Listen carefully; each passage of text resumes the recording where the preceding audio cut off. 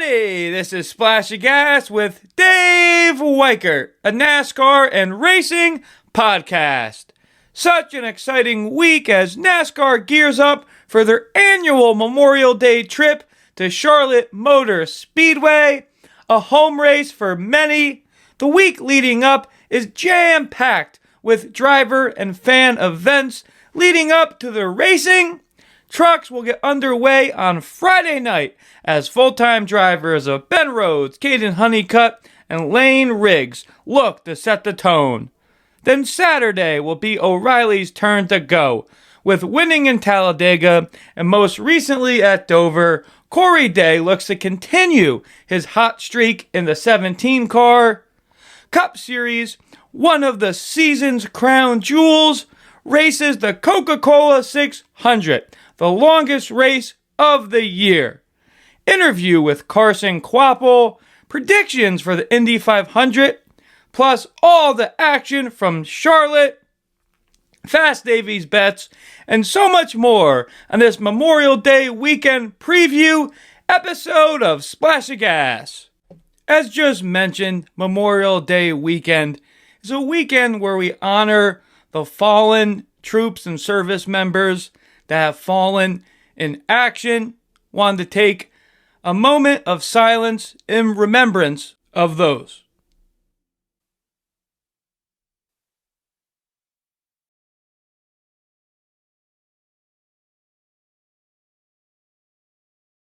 God bless the USA. As always, we're sponsored by Magical Travel with Dave, aka Disney Dave Weichert, my father. He will be able to help you with all your Disney and Universal vacation needs. He can be reached at DisneyDaveW@Verizon.net. Please make sure you follow all the Splash of Gas social medias for midweek and on-track updates.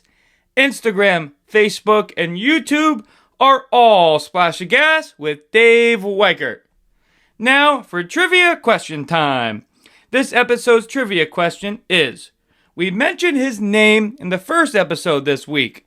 Who won the first Coca-Cola 600, the then World 600? Answer coming at the end. Now for Paint Scheme of the Week, Part 2. On a, of course, recent trend, have been going over paint schemes recently and from past years that are specially patriotic. Of course, the second Daytona race for years and years was ran around July 4th weekend. Was looking at a number of different paint schemes, but settled on this one. Dale Earnhardt Jr., Pepsi 400 at Daytona, the summer race, July 5th, 2007. It was a Budweiser King of Beers on the front, blue hood, white stars, Budweiser on the side, and red and white stripes. Super patriotic, and man, I really love those old Budweiser paint schemes with Junior. This is a kick-ass one. Now for NASCAR History Time, Part 2 of this week. More Coke 600s from years past.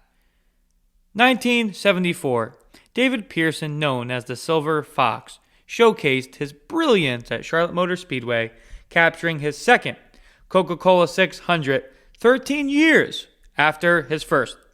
In a race filled with action and a record 37 lead changes, Pearson outdueled a field of legends, including the King Richard Petty, Cal Yarborough, Bobby Allison, and Darrell Waltrip, among many others, using strategy and smooth driving to secure the win and further cement his name among the NASCAR greats. 2018, Kyle Busch delivered a dominant performance at Charlotte, leading 378 laps en route to victory in the Coca-Cola 600. The win was historic, as Kyle Busch became the first driver to win a NASCAR Cup Series race at every track on the schedule. He also completed a perfect weekend, capturing the pole and sweeping all four stages for a truly commanding effort back in 2018. More recent, 2020, Denny Hamlin finally conquered the win at the Coke 600 at Charlotte after 16 years of trying, winning a marathon race filled with 31 lead changes and late race drama.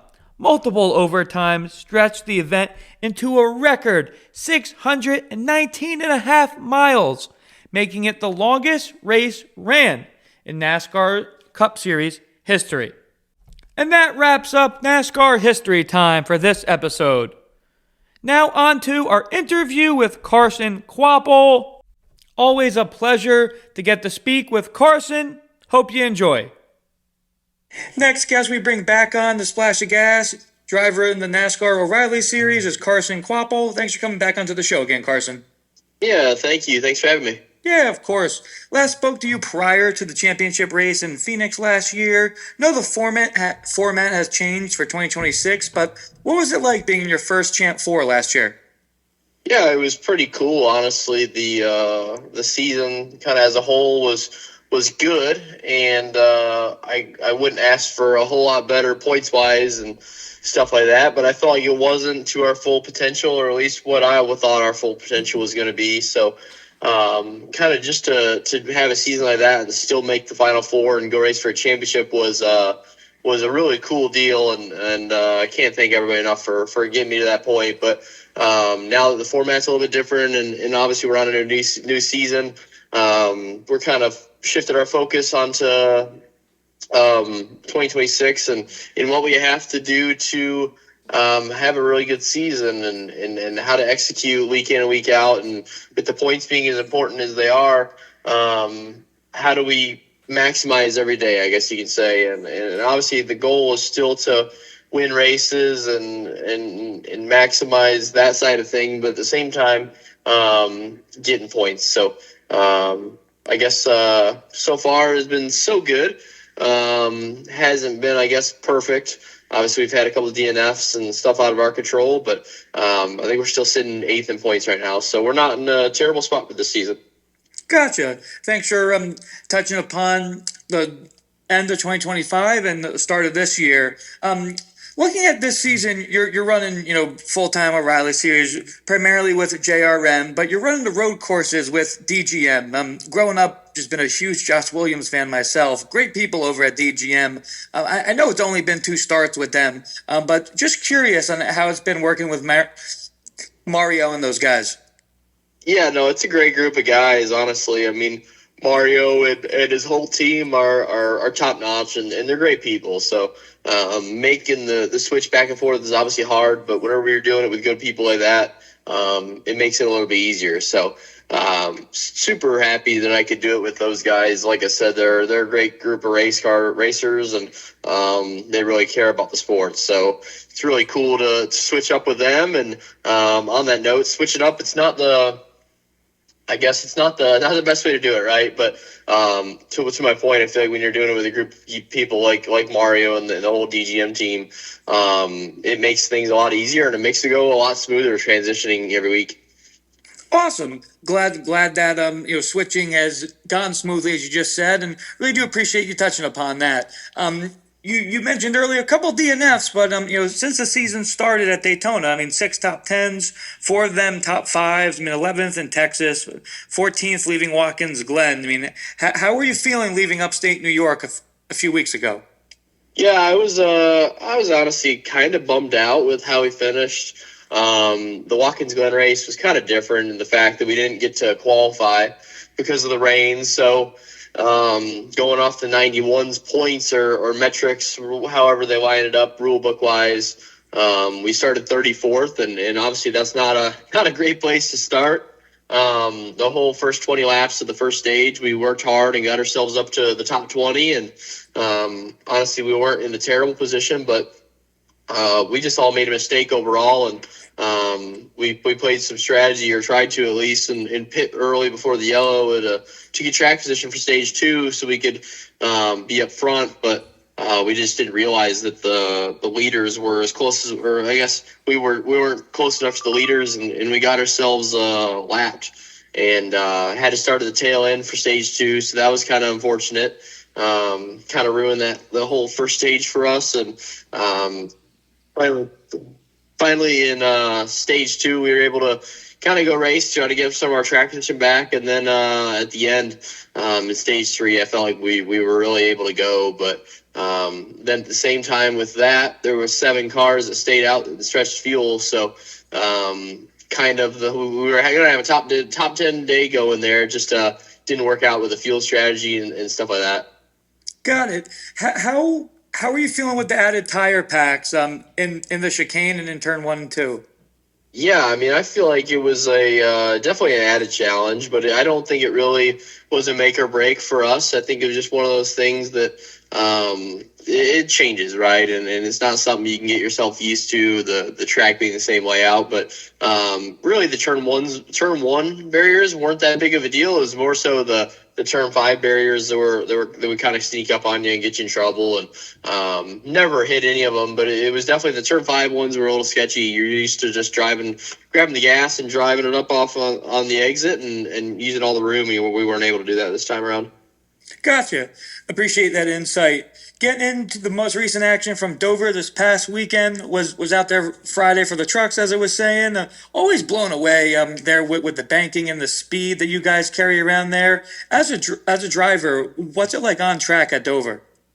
Oh, it's crazy. That place is definitely in the top 3 of I guess sketchiest, or I guess your commit level has to be the highest at that track. And I'm a big fan of Dover. I love the high banked, fast, kind of get up on the wheel racetracks. And we had a good day. We qualified 7th, which was probably not as good as I was hoping. Made a mistake in qualifying and gave up some time, but the race was kind of different than usual. It kind of turned into a track position race and made it to where you had to have track position to have a chance. And I felt like we were running top 10 all day. We were running in the 5th to 8th range all day. And I felt like there was times where we had the fastest car on track, but we just couldn't go nowhere with it and just were stuck. And we needed something to get us up front. But then the last stage there, we restarted 13th behind some older tires and got ourselves up to 5th or so, but just couldn't hang on to the end. Some of our adjustments on the pit stops weren't getting made, and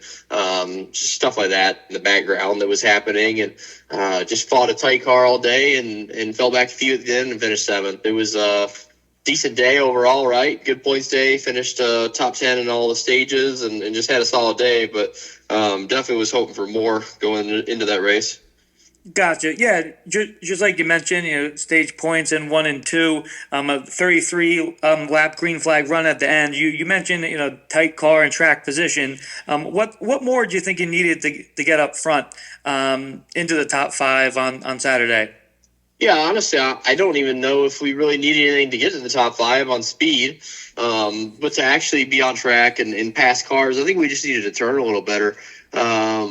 Kind of from the drive of the green flag, we were fighting a pretty tight condition, and we were making big swings, but come to find out back at the shops, about 3/4 of the adjustments never even got made, just in the fact that the crew guy couldn't get it, or the bolt was stuck, or whatever it was, right? And so basically whatever we had at the beginning is what we had at the end. We made a small adjustment, maybe some air pressure, but I just think we needed to have a smoother day, get some better track position on pit road, and do a little better on the stops. And obviously with that, there are some things that I could do better and my team could do better. But at the same time, I feel like it was just kind of one of those days where it just didn't go our way and it wasn't smooth. We weren't able to get our adjustments in and kind of struggled. So honestly, just that's really about it. Got it. Appreciate the honesty, and that can be racing sometimes. Longtime crew chief Rodney Childers comes to JRM over the offseason and is calling the shots atop the box for the number 1. What's it like been working with Rodney, and what have you learned from him so far? Yeah, I mean, he's a great leader. Obviously, with his track record, it's hard to argue with him, right? But I haven't got to a point where I feel like I have to argue them so far. So that's been really good. He's great with all the crew guys and with me and everybody, keeping the team morale up. And obviously, he brings fast race cars to the racetrack. That's kind of a given. So just for that reason, I love having him as my crew chief for most of the year. It's a big, I guess it's a big, I don't even know how to say it. it's there's pressure whenever you work for Rodney Childers or when you're driving for him per se. So I think all of us on our team, crew guys to spotter to driver, we're all trying harder than we ever have before, just in the fact that at the end of the day, he's our boss, I guess you could say. So that's really cool that's kind of the mood or the feeling that we get with him. But like I said, I don't know if I've ever met somebody that's disliked Rodney Childers, or at least told me that they dislike him. So that's a really good sign. Everyone likes working with him. I think he's really good for the junior motorsports company as a whole, just to make our cars better and to make better decisions as a company. But he's been really great. I mean, obviously, having him on the 1 car and then Philip Bell in the 9 car, he's a longtime JRM guy and he's been around a while, so he's got really good experience. And then obviously Mario on the 91 is good to have. So, but yeah, Rodney, he's just such an experienced veteran at it, and brings fast race cars and is a great person. Awesome. Thanks for touching upon that. Got a lot of great people in your corner for sure. You mentioned that 8th in the standings, and NASCAR goes back into the chase for 2026. How are you going to contend for a championship this year? Yeah, I mean, honestly, I feel like you got to be top 3 or top 5 to have a good shot at winning the championship. I don't think it's unheard of, right, to come from 7th or 8th. But I think to have an easy path to the championship, you got to be 3rd to 5th. And that's kind of the goal that I set for myself a few months back, was to be 3rd, top 3, hopefully top 3, maybe 5th going into it. But, gosh, right now, obviously we fell back a little bit to 8th, which isn't far from our top 5 goal, but it just kind of hurts because we were in that top 3, top 5 area. We were 3rd in points for a minute, and then we fell back to 5th with another DNF, and then we had more problems and fell all the way back to 8th. So I think we just got to do a good job of clawing our way back to where we need to be. I don't think it's something that's going to be an impossible task, I guess you could say, but it's just one of those things that we got to work on and get better at, and hopefully just knock out some really good finishes. Obviously, winning the races are a huge points gain, so maybe win a race or two and have some good stages, and I think we'll be right back to our goal. Gotcha. You mentioned winning races. Man, how close do you really feel that you're close to getting into victory lane? As a fan, really seems that you're knocking on that door.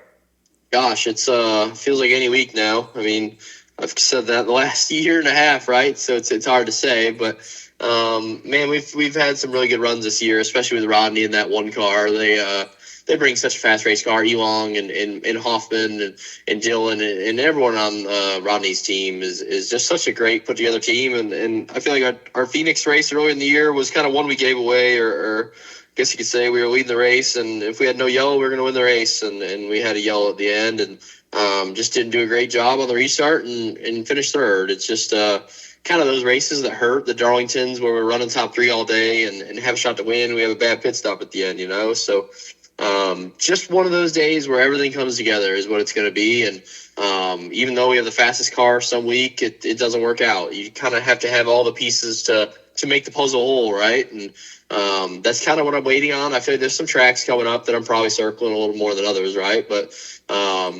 I feel like it's just going to be one of these weeks. It just has to work out. Yeah, gotcha. All about execution. Thanks for the honesty. This weekend is an exciting one in the Charlotte area leading into the Coke 600 weekend. A lot of fun stuff with the fans. Saturday for you, 300 miles in Charlotte. How are you feeling for this one? Yeah, I feel pretty good about Charlotte. We ran really good here last year with the 1 car, and it was kind of one of our mile-and-a-half races that kind of stood out as a pretty strong race for us. And I don't think we actually, now that I think about it, I don't think we really came out with a good finish, but we were running top 5 with maybe 10-20 to go and spun out. But I feel comfortable with Charlotte. It's obviously my home track, and everyone's going to be there. But I just feel good about this place. It's just one of those really, really cool tracks, and it's probably one of the mile-and-a-halfs that's the fastest and the hardest to drive, I feel like. So for me, it kind of fits my mold for a really cool racetrack, and I love going there. So going to be in the 91 car this weekend with Mario and those guys. So going to try to make the most of it and try to get the most points in the day that we can, and hopefully have some good stops and just have a smooth day to where we can come out there with just a solid finish. So we'll see how that all goes, but I think I'm pretty confident going into it. Awesome. Sounds great. Can't wait to tune into that one on Saturday. And last question, love the partnership that you, JRM, and Arby's have together for this year. And big fan of the beef and cheese fire suit. Do you get hungry when you're driving with wearing the Arby's fire suit? Man, I tell you, I definitely do. I love me some Arby's. But I do feel like the partnership with Junior Motorsports and Arby's, it's super cool. Everyone there, even the guys on the shop floor, they embrace it. They think it's awesome. We all kind of play into it, I guess you could say. So that's a really cool thing. And to have great partners like Arby's and Bass Pro Shops and Wild Chips and all those people, the Roto-Rooters, I think I said Wild already. The Roto-Rooters, the Carports, all those companies, they're all great people, and they fit the Junior Motorsports mold so greatly. And obviously it lets us go do our jobs and lets us go have fun and go drive race cars. But it's just a really cool situation between the team and the sponsorship and Arby's, it being a really fun sponsorship, I guess you could say. As a driver, I get to do really cool things with them and get to experience all that cool stuff. So it's super exciting, and I love it. Every weekend I race with Arby's. Heck yeah. That's awesome that you got those great opportunities. Really appreciate your time again, man. Hope to have you on the show before the season ends, and best of luck this weekend and rest of the regular season. Yeah, thank you. Appreciate it, man. Yep, have a good one. Great chatting with Carson. Now, Indy 500 drivers to look out for, and a little bit of a continued history time. Look back at the inaugural Indianapolis 500. An estimated 85,000 spectators packed the Indianapolis Motor Speedway on May 30th, 1911, for the inaugural running of the Indianapolis 500. The historic race lasted 6 hours and 42 minutes. That's a long one, with Ray Herron taking the victory in a modified Marmon passenger car built in none other than Indianapolis. Herron, an engineer at Marmon, not only drove the car, but he also played a key role in its design. When competitors objected to his single-seater lacking a riding mechanic, he introduced an innovative solution, installing what was widely considered the first rear-view mirror ever used on an automobile. So when you get in your car tomorrow and you look at your rear view, you can thank Ray and you can feel like an Indianapolis 500 champ by doing so. Kinda. And in 1911, it was the first of many that year. History also was made at the start of the race as track founder Carl G. Fisher led the 40-car field for a rolling start in a Stoddard Dayton pace car. This moment is believed to also mark the first mass rolling start in auto racing and possibly the first use of a pace car in a major motorsports event. Pretty neat. So let's get into the drivers to look out for 2026. And we start with none other than last year's Indy 500 champ and the Indy 500 season champion, Alex Palou. We know how quick Alex can be and all the experience he has, especially at Indy. Alex is hands down the favorite in this one. Another guy with Indy 500 wins underneath his belt, and a guy that was going for the three-peat last year, 2023 and 2024 champion, none other than Joseph Newgarden. Also, David Malukas, Santino Ferrucci, Connor Daly, a driver that Tyler Truex was mentioning in our weekly recap that he's looking for, Alexander Rossi, Scott McLaughlin, a lot of quick guys in this one, Marcus Ericsson, 2022 winner, and another multi-time winner, a guy that'll be in this field, none other than Elio Castroneves. The qualifying occurred last weekend, and we'll go over the starting 4 rows.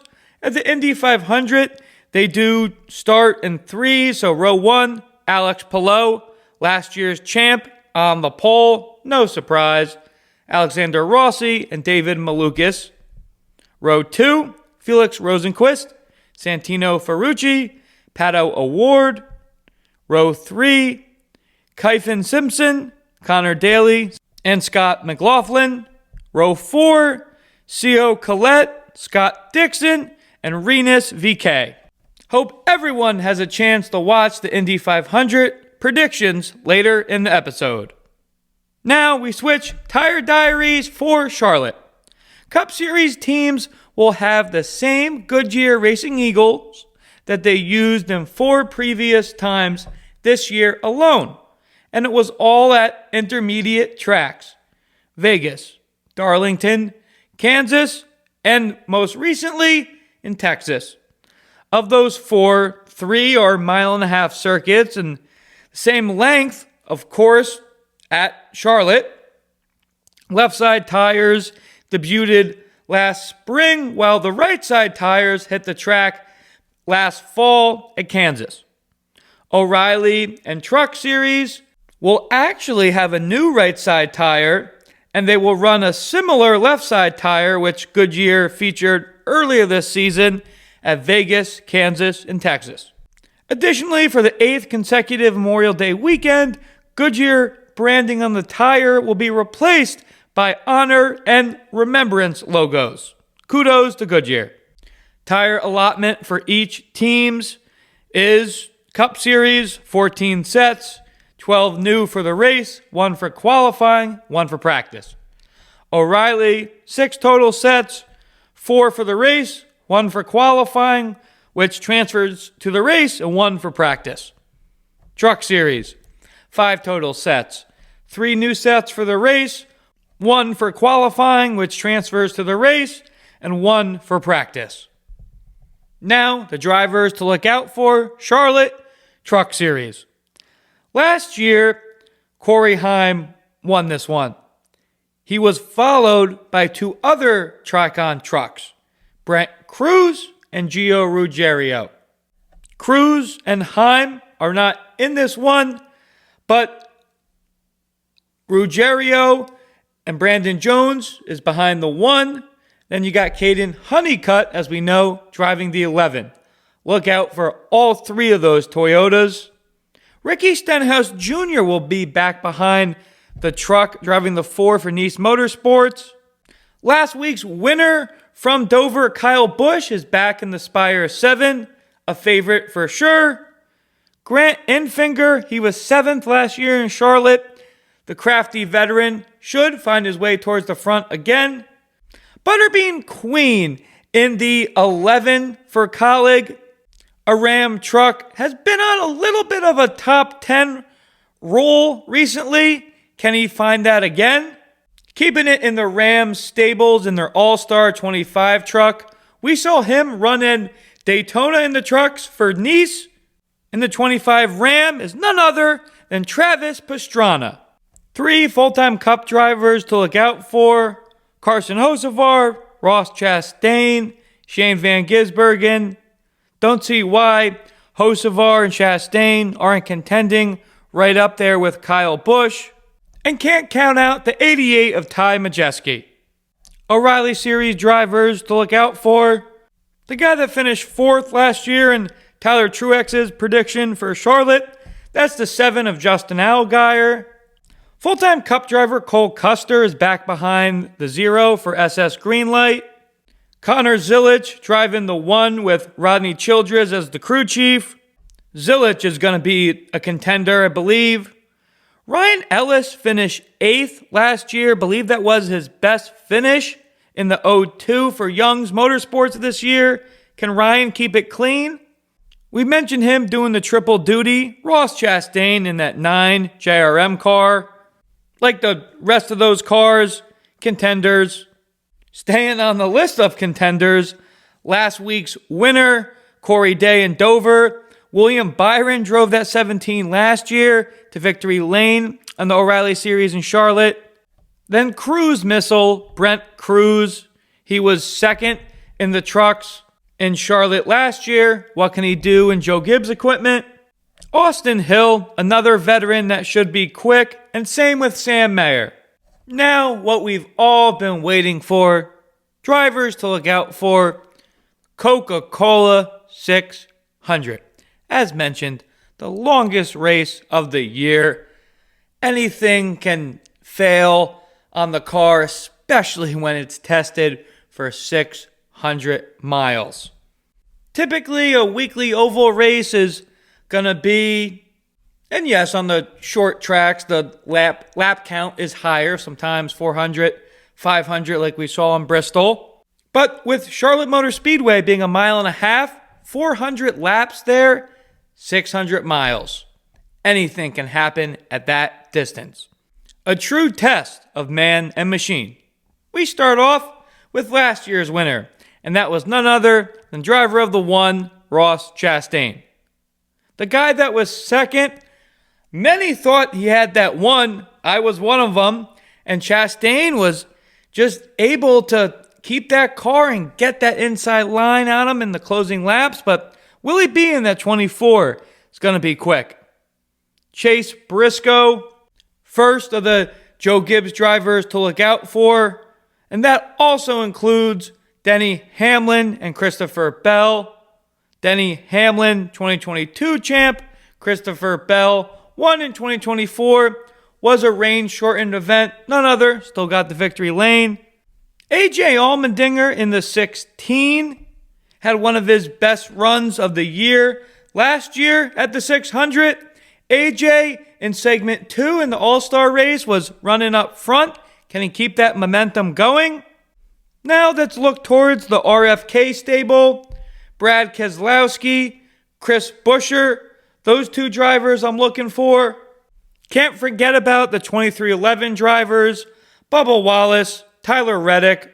Both of those cars have been so quick this year, and don't see why one or both of those guys is in the mix towards the end.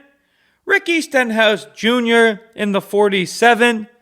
If Ricky can keep that car clean, don't see why he can't get into the top 10, maybe a top 5 if he has a real good day out there and can execute. Then, of course, last but not least, from Team Penske, Ryan Blaney, won in 2023. Also his teammate, 3-time Cup champ, Joey Logano. Now, for Fast Davies bets. Trucks. Ross Chastain to win is plus 550. Kyle Busch to go back-to-back in victory lane in the trucks is plus 275. O'Reilly, if you want to stay on with the Ross's ransom, he's plus 650 to win on Saturday. Cup, Chris Buescher, top 5 is plus 320. Brad Keselowski for the same is plus 380. Not bad ones. Indy 500, Santino Ferrucci is plus 150 for a top 5. Solid. Helio Castroneves is plus 400 for the same. Now for NASCAR Trivia Answer Time. This episode's trivia question is, we mentioned his name in the first episode. Who won the first Coke 600? The race back then was named the World 600. Answer, Joe Lee Johnson captured the inaugural victory at the World 600, conquering a demanding 600 miles. Now, the predictions for the weekend. Truck Series. As we mentioned in the drivers to look out for, and also with our weekly recap with Tyler Truex we put out earlier this week, a lot of firepower in this one. A lot of good options to pick from. Hopping on the Tricon train for this one, give me the 11, Kaden Honeycutt. O'Reilly, I'm riding that hot hand. 17, Corey Day, back to victory lane. We'll start with the first show on Sunday, Indy 500.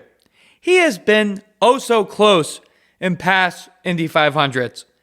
And to win in Indianapolis really can come down to the final laps. That final move, who's going to make it first? And unfortunately, sometimes he has been on the short end of that. I think he gets it done this year. That is Pato O'Ward. Cup Series, longest race of the year by 100 miles, and even longer if it goes into overtime. A long, grueling night for crews and, of course, the drivers. 2311, we know, is on a tear. Right now, as the standings sit after Watkins Glen, All-Star race doesn't pay points. Tyler Reddick, 5 wins, top of the board. Bubba Wallace has been higher throughout the season. Right now, Bubba sits 10th in the standings. Do think there's pressure on him and that 23 team, but those guys in the 45 stable think they're cool as a cucumber right now. Reddick, as we know, was victorious in Circuit of the Americas. In that race, Tyler's cool suit failed. He had to gut it out in the hot car on a road course, making lefts and rights. And yes, the road course races are typically shorter than the traditional oval races. And of course, each and every driver on the Cup Series and leading into the 600 is top of the line, working out, athletes, pointing at you, Stephen A. All of these guys are in fantastic to great shape. In a long race where mental strength at the end can really pay dividends, my pick, 45, going back to victory lane. Give me Tyler Reddick. As always, we're sponsored by Magical Travel with Dave, a.k.a. Disney Dave Weichert, my father. He'll be able to help you with all your Disney and Universal vacation needs. He can be reached at DisneyDaveW@Verizon.net. Please make sure you follow all the Splash the Gas social medias for midweek and on-track updates. Instagram, Facebook, and YouTube are all Splash the Gas with Dave Weichert. And oh so much content this week, including the weekly recap with Tyler. Put out 3 episodes. Really hope everyone enjoys. Even though the weather isn't looking the best on the East Coast, hope you get a chance to have a cold one and grill out. And also to take some time to think about our fallen service members. As we know, freedom is not free. God bless everyone in the United States of America. And a happy Memorial Day weekend to everyone. Splash of gas out.